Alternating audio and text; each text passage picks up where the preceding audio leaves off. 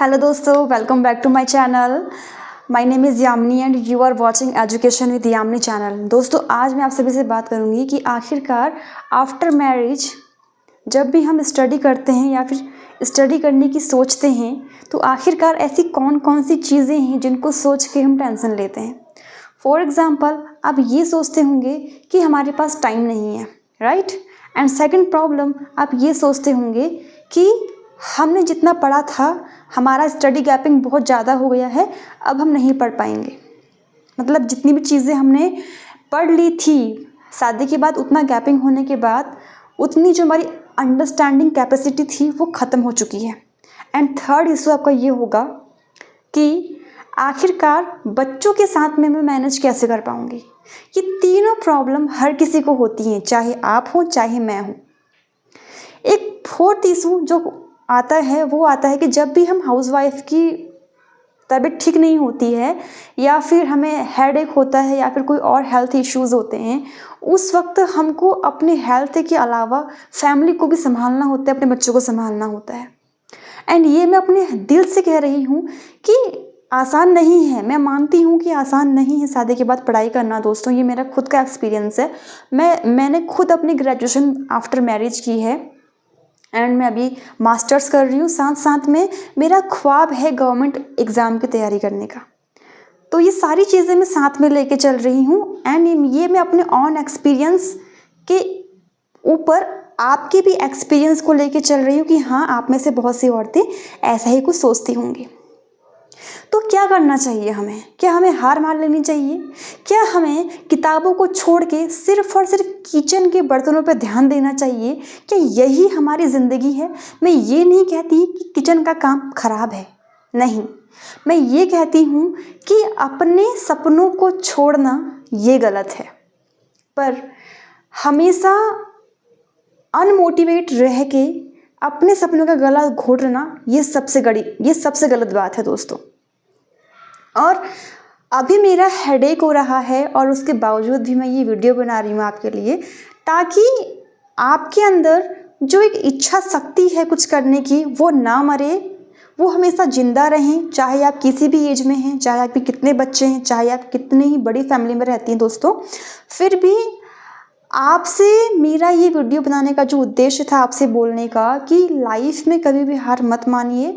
जब भी आपको अनमोटिवेट फील होता है उस समय ऐसी वीडियोस देख लिया कीजिए जिससे कि आपको मोटिवेट फील होगा। जैसे कि फॉर एग्जांपल मैं क्या करती हूँ, जब भी मुझे अनमोटिवेट फील होता है, पहली बात तो मुझे 2-3 साल हो गया है मैं खुद को मोटिवेट रखने लग गई हूँ। पहले दिक्कत आती थी मुझको कि मैं खुद को मोटिवेट नहीं रख पाती थी, बट जैसे ही हम उस कुएं में डूब जाते हैं तो उसमें तैरना कैसा है वो हम सीख जाते हैं। बाकी कुएं से निकलने के लिए हमको हाथ पैर तो हिलाने ही पड़ेंगे, हमको कोई रस्सी देने वाला एक दिन आएगा ही आएगा। तो उसी पल का हम सभी को इंतज़ार है कि वो सफलता रूपी रस्सी कब आएगी। वो तब आएगी जब आप अपने उस कुएं के अंदर हाथ पैर फड़फड़ाएंगे और ये गुहार लगाएंगे कि हमारी हेल्प करो। मतलब मेरे कहने का उद्देश्य ये है कि मेहनत करते रहिए, एक ना एक दिन सफलता रूपी रस्सी आपको ऊपर खींच लेगी। और मेरा कहना ये भी है कि लाइफ तो एक ही बार मिलती है, आपको भी, मुझको भी, हर किसी को भी। तो क्यों ना लाइफ को प्रोडक्टिव रूप से लेके चला जाए? क्यों? क्या लाइफ में सिर्फ और सिर्फ खाना पीना, बच्चों को देखना, बर्तन धोना, इतना सब कुछ रखा हुआ है? इसके अलावा और कुछ भी नहीं है। इसके अलावा बहुत कुछ है। आपने अपने ही लाइफ में ऐसे एग्जाम्पल्स देखे होंगे जिससे आपको लगता होगा कि हाँ, मेरी भी इंडिपेंडेंसी होनी चाहिए थी। आज हमें कुछ खरीदना है, उसके लिए हमको सोचना पड़ता है कि हम ले या ना ले, और घर में पूछे तो घर वाले क्या बोलते हैं, अरे बहुत महंगा है। तो ऐसे हम अपने सपने, अपनी ख्वाहिशें दबा लेती हैं क्योंकि हम धीरे धीरे करके हैबिचुअल होने लगती हैं और वही चीज़ें हम दूसरों पर भी इम्प्लीमेंट करती हैं आगे अपने फ्यूचर में, अपनी बहुओं पे। तो हमें ऐसा नहीं करना चाहिए। अपने दिल की सुने। आप पढ़ी लिखी हैं, जागरूक महिला हैं, ठीक है। अपने मन में इच्छा शक्ति को कभी नहीं मारिए। ऐसे रास्ते अपनाइए, ऐसे रास्ते चुनिए जो आपको कंफर्टेबल रूप से लगे कि हाँ, मैं ये कर सकती हूँ, इतने टाइम में मेरा ये काम मैनेज हो सकता है। मैं ये नहीं कहती कि आपको स्टडी ही करना है। अगर आप आपको मशीन, अगर आपकी कढ़ाई सिलाई अच्छी है तो आप वहाँ पे ध्यान दीजिए। अगर आप लिखती हैं पोएम वगैरह तो आप वहाँ ध्यान दीजिए। अगर आप डांस करती हैं, गाना गाती हैं तो वहाँ ध्यान दीजिए। मतलब एक्टिविटी होनी चाहिए, सिर्फ स्टडी बुक्स ही इंपॉर्टेंट नहीं है। सिर्फ यूपीएससी पीसीएस के बारे में मैं बात नहीं कर रही, मैं सारी एबिलिटीज़ के बारे में बात कर रही हूँ जो आपके अंदर छुपी हुई हैं, पर उसको निकालने वाला कौन है? वो आप खुद हैं। कोई दूसरा आपको नहीं बोलेगा कि अरे भाई तुम तो इसमें अच्छी हो, जाओ तुमको समय दिया तुम कर लो। ये कोई नहीं आएगा बोलने के लिए।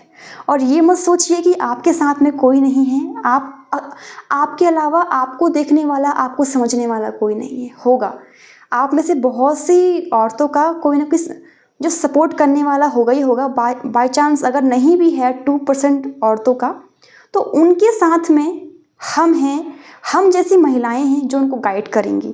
अगर आपकी कोई भी क्वेरी होती है, अगर आपको अनमोटिवेट लगता है तो फ्रीक्वेंटली मुझे मैसेज कीजिए, मैं उसका आपको रिप्लाई करने की पूरी कोशिश करूँगी।